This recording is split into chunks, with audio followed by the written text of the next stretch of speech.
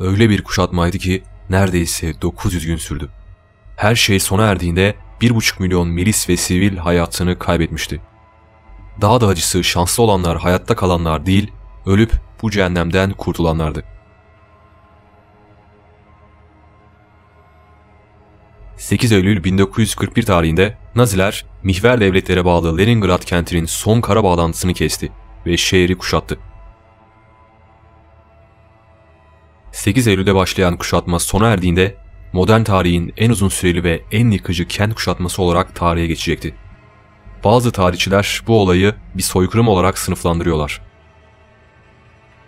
Biraz daha geriye gidersek, Adolf Hitler Fransa'yı başarıyla ele geçirdikten sonra gözünü Sovyetler Birliği'ne dikmişti. Sovyetler Hitler için oldukça önemli bir hedef noktasıydı. En zorlu cephe Doğu cephesinde büyük ve kanlı bir savaş yaşanıyordu. Sovyetler Kızıl Ordu sayesinde ayaktaydılar. Hitler'in gözünde Sovyetler Almanların yaşam alanıydı. Sovyetlere girdikten sonra oradaki Yahudi nüfusunu yok edip ülkesindeki politikaları Sovyetlerde de uygulamaya devam etmek istiyordu. Hitler, Leningrad'ı düşüreceğinden o kadar emindi ki kentin lüks oteli Astoria'da vereceği yemeğin davetiyelerini bile bastırmıştı. Hitler'in fedaileri Sovyetleri yenmek için Barbarossa operasyonu olarak bilinen o meşhur kampanyayı başlattılar. Alman ordularının %80'i bu istilaya katılmak için gönderildi. Hedefleri 3 büyük Sovyet şehrine saldırmaktı. Bu amaçla geniş bir ağ oluşturdular. Kuzeyde Leningrad, merkezde Moskova ve güneyde Ukrayna. Joseph Stalin 5 milyon askeri ve 23 bin tank olmasına rağmen bu saldırılara karşı hazırlıklı değildi. 1941 yazında 500 bin Alman askeri Leningrad'a doğru ilerlemeye başladı. Alman birlikleri Sovyetlerin en büyük ikinci şehrine indi. Adolf Hitler kenti abluk altına alıp dış dünya ile olan tüm bağlantısını kesmek istiyordu. Şehir nüfusu 200 bin askerden oluşan Kızıl Ordu'ya destek vermek için savaşa katıldı. Fakat çoğu vatandaş Kızıl Ordu Alman ablukasını kaldırana kadar cehennemi yaşamak zorunda kalacaktı. Hitler'in askerleri şehri fethetme konusunda oldukça hevesliydi. Şehri yerle bir etmek varken kuşatmak onların son isteyeceği şeydi. Askerler hep birazdan ileri gitmek istiyoruz diye bağırıyorlardı. Hitler'in sağ kolu Joseph Goebbels o günlerde günlüğüne şunları yazmıştı.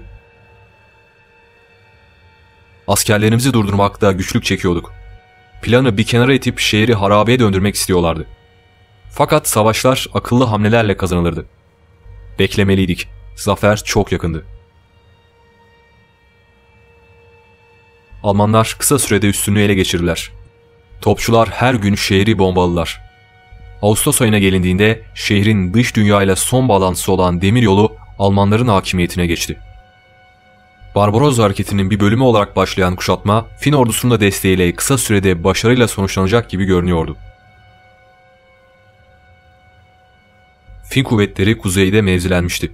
Almanlar ise bölgeyi güneyden işgal etmişlerdi. Fin istihbaratı Almanlara çok büyük yardımlarda bulundu. Sovyet askeri kodlarının bir kısmını kırdılar.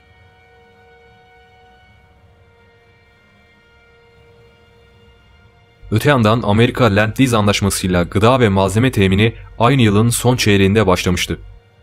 Kentin enerjisi, suyu, gıdası tamamen kesildi ve ölümcül bir kıtlık başladı. Kentin ve askerlerin gereksinimleri Arktik konvoylarla karşılandı. Kış aylarında donan ve nakliye için uygun bir geçiş yolu olan Ladoga Gölü, kış mevsiminde kentin ihtiyaçlarının bir kısmını karşıladı. Bu yol halk arasında yaşam yolu olarak anılıyordu. Burası Leningrad için şah damarıydı. Almanlar bu operasyona kutup ışıkları adını vermişlerdi.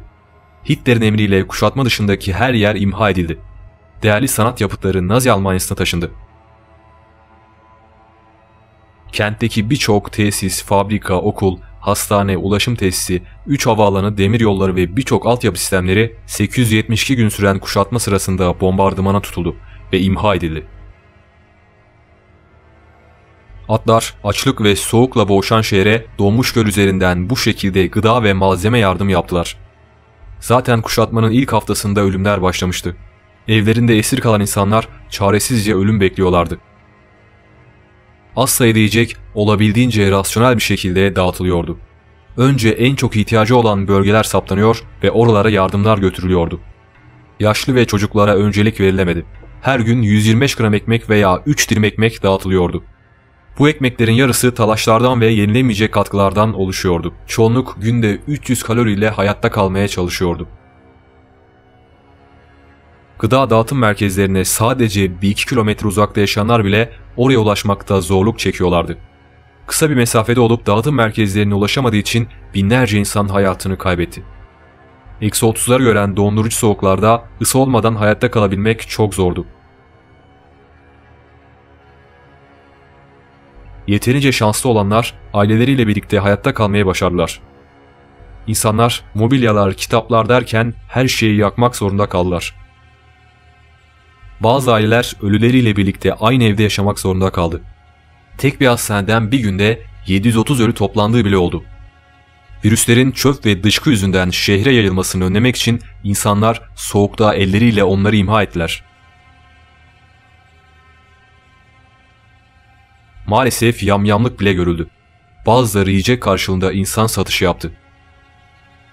Cehennemin canlı tanığı Daniel Granin bir annenin oğlunu ölen diğer oğluyla beslediğini gördüğünü anlattı.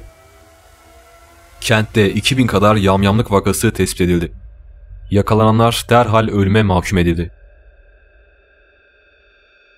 Temizlik operasyonunda halk topluca sokağa çıktı ve günler süren temizlik çalışmalarına katıldı. 17 yaşındaki Elana o kadar zayıflamıştı ki aynada kendini gördüğünde 70 yaşında birisine benzetti. İnsanlar tanınmaz bir hale gelmişlerdi. Bir yazar şunları söylüyordu: "Bizler o gençlere ufak yaşlar diyorduk. Herkes olması gerekenden kat be kat yaşlı gözüküyordu. Erkekler de kadınlar da bütün ayırt edici özelliklerini kaybetti. Dışarıda yürüyen insanların kadın mı yoksa erkek mi olduklarını bile anlayamıyorduk." 13 yaşındaki Valia Peterson günlüğüne şunları yazıyordu: "Üvey babam köpeğimi çaldı ve yapmak zorunda olduğu şeyi yaptı. İçindeki canavar öyle bir çıktı ki onu tanıyamadım." Rus balerin Vela ise şunları söylüyordu: "Ekmek bekleyen yaşlı bir kadın bir anda yere yıldı. Ama kimse onu umursamadı. Zaten ya birazdan ölecekti ya da ezilmiş olacaktı. Dışarısı onlarla doluydu." Savaşın bir başka yüzü daha vardı ve oldukça trajikti. Şehirdeki üst düzey yetkililer bu açlığın uzağında refah içinde yaşamaya devam ediyorlardı. Sovyet üyesi Nikolai kuşatma sırasında havyar, hindi, kaz ve jambon tüketebiliyordu. 1942'nin sonlarında milyonluk şehir nüfusu 750 bine düşmüştü. Bu korkunç bir rakamdı. Aynı yılın Ocak ve Şubat aylarında günde 7 ile 10 bin arasında sivil hayatını kaybetti. Savunma hattının komutanı Zhukov, Almanların şehri ele geçirmesini engellemişti. Stalin tarafından Moskova cephesine gönderilince yerine Govorov geçti. Govorov kısa sürede askerlerin saygısını kazanmayı başardı. Kültürlü, zeki bir adamdı. Her bir askerin hayatını önemsiyordu. Govorov 12 Ocak 1944'te Alman kuşatmasını delmeyi başardı. Donmuş Ludago Gölü üzerinden daha fazla gıda ve malzeme yardım almayı başardı.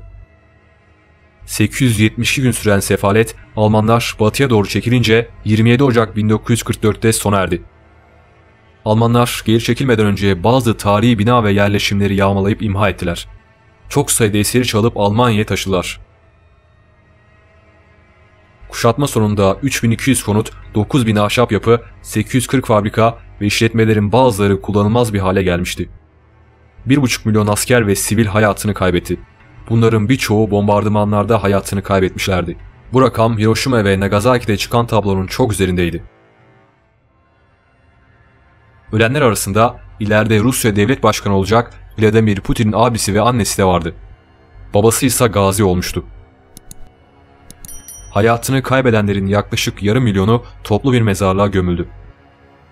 Her şey sona erdiğinde halk sokaklarda kutlamalar yaptı. Havai fişek gösterisi bile yapıldı. Bugün kuşatmadan sağ kurtulan 100 bin üzerinde insan hala Leningrad'da yaşıyor.